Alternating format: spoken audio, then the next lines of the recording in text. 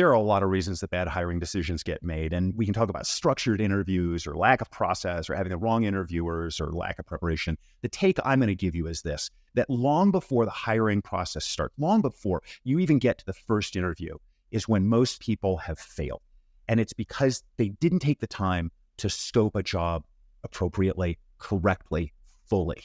And when I say that, I've seen over the course of my career as a head of people ops, I've seen three thematic things that tend to get in managers' way.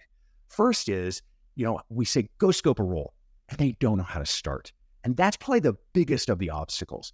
The second is, this is a creative process, and give and take is really, really helpful. Now, if you have a great HR business partner or a great recruiter, you have that partner. But even when those people are in place, they have bandwidth challenges, and you don't always get to take full advantage. So the second obstacle is just that they lack a guide to scoping that job fully and correctly.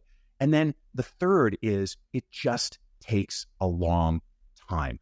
And because the impact is such a downstream impact, it's sometimes hard to feel like the investment is worth it in the moment. Now, what happens when you don't scope a role quickly or correctly?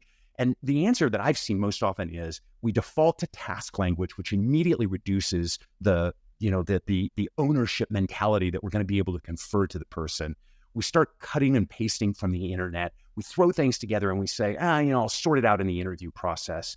And that's just a really long and wasteful way of getting to an outcome. And the reality is it doesn't lead to really great outcomes. And that's why we see 46% of new hires failing in their first 18 months. And a lot of that is really due to hiring mistakes.